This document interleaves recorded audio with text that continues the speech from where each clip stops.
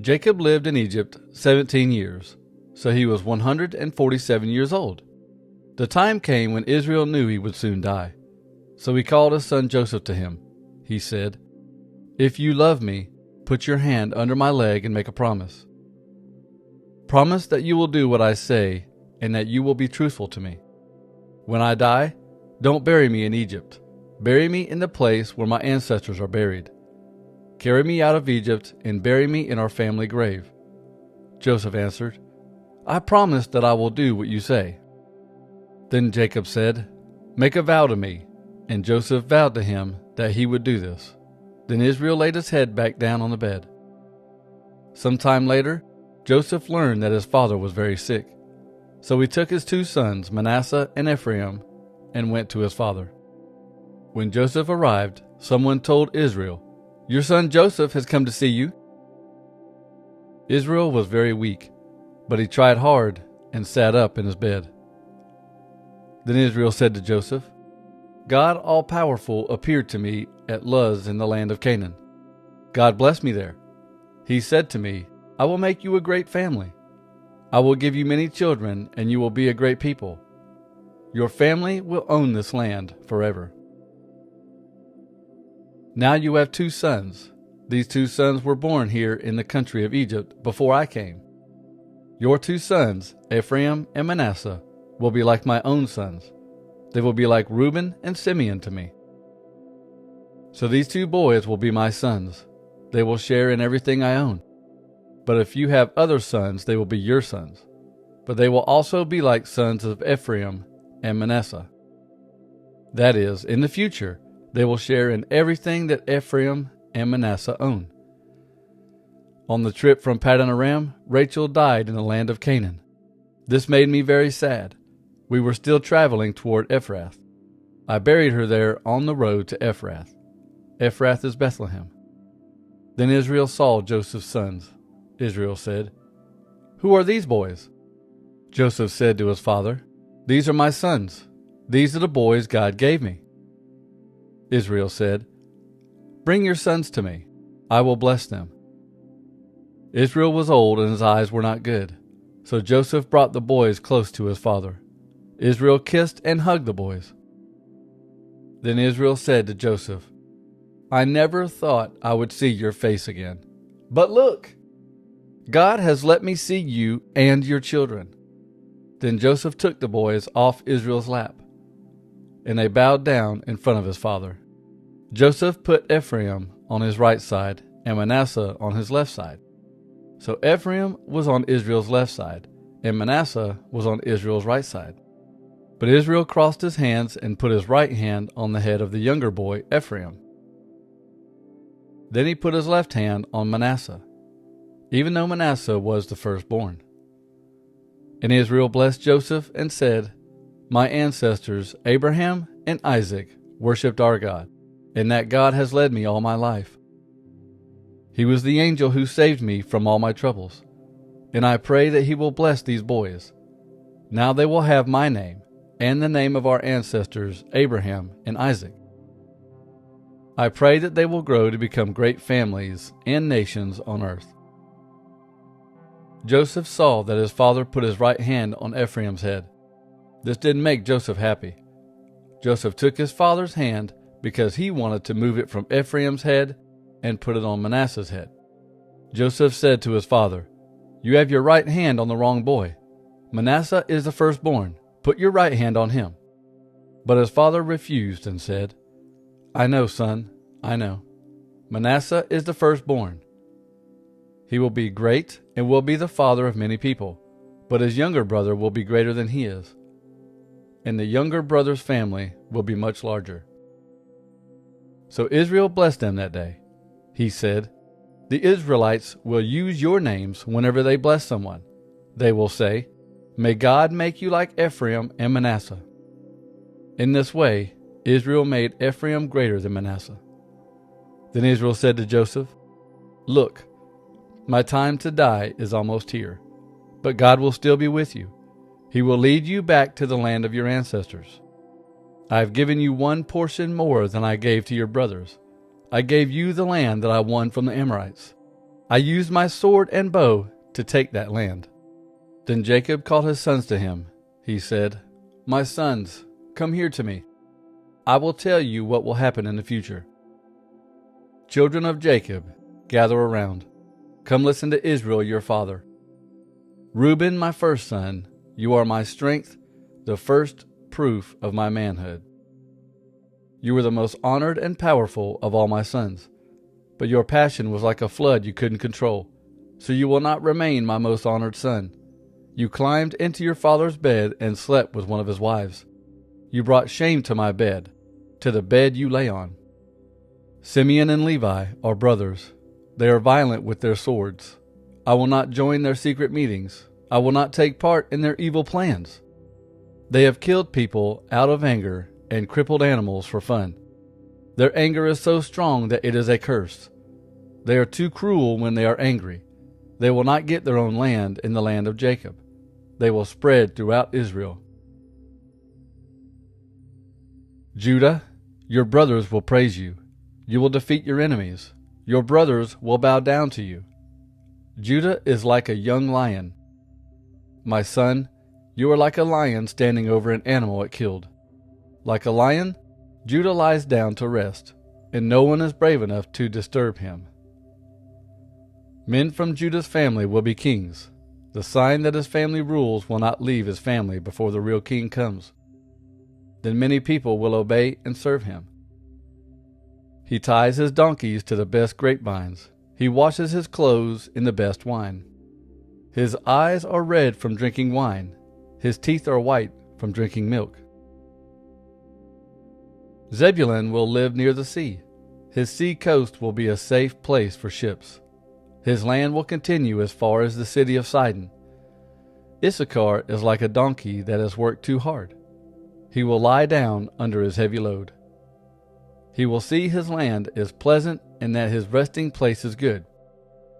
But he will agree to carry heavy loads. He will agree to work as a slave. Dan will rule his people as one of the tribes of Israel. Dan will be like a snake at the side of the road. He will be like a dangerous snake lying near the path. That snake bites a horse's foot and the rider falls to the ground. Lord, I am waiting for your salvation. A group of robbers will attack Gad, but Gad will chase them away. Asher's land will grow much good food. He will have food fit for a king. Naphtali is like a deer running free, and his words are beautiful. Joseph is like a wild donkey, like a young donkey by a spring, like colts grazing in a pasture. People attacked him and made life hard for him. Men with arrows became his enemies, but he won the fight with his mighty bow and his skillful arms. He gets power from the mighty one of Jacob, from the shepherd, the rock of Israel, the God of your father who helps you. May God all-powerful bless you and give you blessings from the sky above and from the deep below. May he give you blessings from breast and womb. My parents had many good things happen to them, and I, your father, was blessed even more. Your brothers left you with nothing, but now I pile all my blessings on you, as high as a mountain. Benjamin is like a hungry wolf. In the morning he kills and eats. In the evening he shares what is left.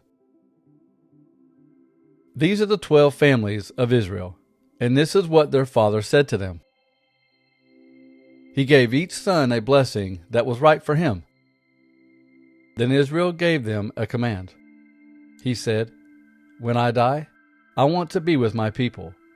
I want to be buried with my ancestors in the cave in the field of Ephron the Hittite. That cave is in the field of Machpelah near Mamre in the land of Canaan. Abraham bought that field from Ephron so that he could have a burying place.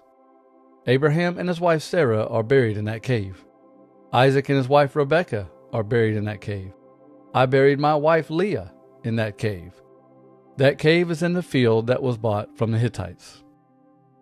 After Jacob finished talking to his sons, he lay down, put his feet back on the bed, and died. When Israel died, Joseph was very sad. He hugged his father and cried over him and kissed him. Joseph commanded his servants to prepare his father's body. These servants were doctors. The doctors prepared Jacob's body to be buried. They prepared the body in the special way of the Egyptians. When the Egyptians prepared the body in the special way, they waited 40 days before they buried the body. Then the Egyptians had a special time of sadness for Jacob. This time was 70 days. After the time of sadness was finished, Joseph spoke to Pharaoh's officers and said, "Please tell this to Pharaoh. When my father was near death, I made a promise to him. I promised that I would bury him in a cave in the land of Canaan. This is the cave that he prepared for himself. So please let me go and bury my father. Then I will come back here to you." Pharaoh answered, "Keep your promise. Go and bury your father." So Joseph went to bury his father. All of Pharaoh's officials, personal advisors, and all the older leaders of Egypt went with Joseph. All the people in Joseph's family, his brothers, and all the people in his father's family went with him. Only the children and the animals stayed in the land of Goshen. So there was a large crowd of people with him. There was even a group of soldiers riding in chariots and some on horses. They went to Goren-Atad, east of the Jordan River. There they had a long funeral service for Israel, which continued for 7 days. When the people who lived in Canaan saw the funeral service at Goren-Atad, they said, "This is a time of great sorrow for those Egyptians." So now that place across the Jordan River is named Abel Mizraim. So Jacob's sons did what their father told them. They carried his body to Canaan and buried it in the cave at Machpelah. This was the cave near Mamre in the field that Abraham bought from Ephron the Hittite. Abraham bought that cave to use as a burial place. After Joseph buried his father, he and everyone in the group with him went back to Egypt. After Jacob died, Joseph's brothers were worried. They were afraid that Joseph would still be mad at them for what they had done years before. They said, "Maybe Joseph still hates us for what we did." So the brothers sent this message to Joseph. "Before your father died, he told us to give you a message. He said, 'Tell Joseph that I beg him to please forgive his brothers for the bad things they did to him.' So now, Joseph, we beg you, please forgive us for the bad things we did to you. We are the servants of God, the God of your father." That message made Joseph very sad, and he cried. His brothers went to him and bowed down in front of him. They said, "We will be your servants." Then Joseph said to them, "Don't be afraid. I'm not God. I have no right to punish you. It is true that you plan to do something bad to me, but really, God was planning good things. God's plan was to use me to save the lives of many people, and that is what happened. So don't be afraid. I will take care of you and your children." And so Joseph said kind things to his brothers, and this made them feel better. Joseph continued to live in Egypt with his father's family. He died when he was 110 years old. During Joseph's life, Ephraim had children and grandchildren, and his son Manasseh had a son named Machir. Joseph lived to see Machir's children. When Joseph was near death, he said to his brothers, "My time to die is almost here. But I know that God will take care of you and lead you out of this country. God will lead you to the land he promised to give Abraham, Isaac, and Jacob." Then Joseph asked his people to make a promise. Joseph said, "Promise me that you will carry my bones with you when God leads you out of Egypt." Joseph died in Egypt when he was 110 years old. Doctors prepared his body for burial and put the body in a coffin in Egypt.